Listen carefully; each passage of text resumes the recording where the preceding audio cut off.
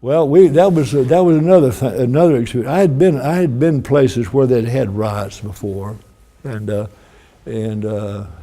learned from those. And I went down. I was home, and I lived over in Hyde Park there, and they come and got me in the morning, but after about 2 o'clock in the morning, something like that, and they were rioting downtown, and it started over a police officer shot a fellow that was running from breaking in. He broke into a store, a jewelry store, something on Franklin Street, and was running and ran down to the housing project off of Central Avenue.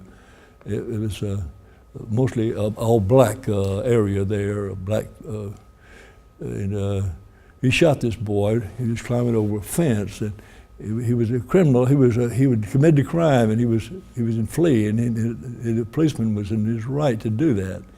Well, they used that. There was a lot of tension then, a lot of attention all over the nation, and they used that for an excuse to start rioting, and they got me, and I went down the corner of Cass and Central, and there was shooting, and I had started the first canine corps we ever had in this whole area, I think, and they had the dogs there, and we went down and they cleared, and I was, and Governor Kirk was in office then, and while I was there, I got a call that the governor wanted to talk to me, and they took me down to the service station there on Cass Street, and little office. And he was on the phone, and he said, "Sheriff, I can be there." And I said, "Sheriff, Governor, there's no point in coming now. I don't even know what's going on. There's a lot of shooting and fires, and I don't think you can. I need you to." He says, "I can be there." Matter of fact, he was there, and I didn't know it. He was probably out at the airport, because in just a few minutes he was on the street, and we were there. And he said, "Let's move this down to the sheriff's office." We went down there and went into the conference room. Mayor Nucio was the mayor then. And the mayor was there, and one of his assistants, and the chief of police was on vacation. Chief Mullins was on vacation. And we had a meeting, and the governor said, the sheriff is my right arm. I'm putting him totally in charge of everything. Anybody disagree with that? And nobody disagreed with that. And I felt like I was climbing under the table, you know. But anyway, we took charge, and had the police department, and I called in, and had the National Guard standing by. Had a general there in the office, and we had the chief of police come back. He come back from his vacation, and we had down at the jail. We had a general of the National Guard was there from Tampa, boy, Billard, K. Bullard, and he was a personal friend of mine from childhood, and they had to understand they were not to do anything but touch anybody until we called them to be, you know, and they were just standing by, and the governor came back he flew back in that afternoon, and I remember we went to, he said we had Cuban sandwiches stacked up in the room for people to eat. I moved down there. I had a cot. I didn't even go home, and he wanted to go to. He said, "Isn't there something in this town called bean soup?" And I thought he was kidding. I said, "Governor," he said, "How about that bean soup?" And he wasn't kidding.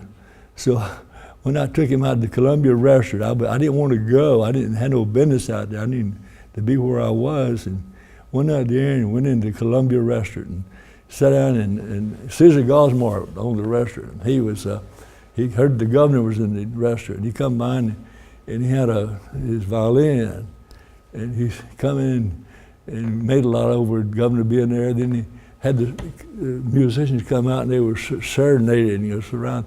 And the governor said, "Isn't this a wouldn't this make a good picture?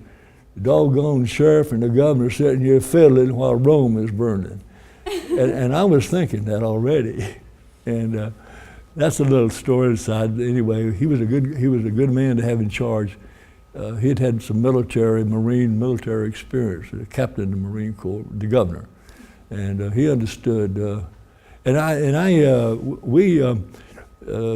press, the Washington Post, and all the Eastern newspapers, they were here. And Red McEwen was very helpful to me. He was there he was the public relations person for the Guard, and he was there. And the press was there, and they wanted me to come out and give a statement. And Red said, "Don't go out there." And he said, "Let's sit down and think about it. Let's write something down." And so he wrote a release, and we had multiple copies. And I went out and handed it to everybody. One turned around and walked back in the office. I never did get interviewed by them, because they never did tear you apart, you know. Matter of fact, one of those people, the Washington Post or somebody, she said, you turned the dogs loose on those people. And the girl from one of the newspapers, she said, he did not. She said, I was standing beside him when he said, take the dogs off the street. And boy, she saved me from from an unfair story. And we had those kind of experiences. And we had 3 days of that. And I went out by myself to talk to the people out at the housing project. I had a good friend, Jetty B. Wiles, who was a friend of mine, a black friend of mine at West Tampa. He was there. And I went and told those people, I said, you're hurting yourselves. And I pleaded with them, the common sense. They're not hurting anybody but themselves, burning their own houses. And some people are burning houses and burning old buildings to collect insurance, taking advantage of the riot situation. And anyway, we had 3 days of this, and no one got hurt. The only person, we lost one deputy, and he had a heart attack, Deputy Williams. And I didn't know he had a heart problem, but he was a military retiree, and he passed that way. But no one was hurt during this 3 days of this riot.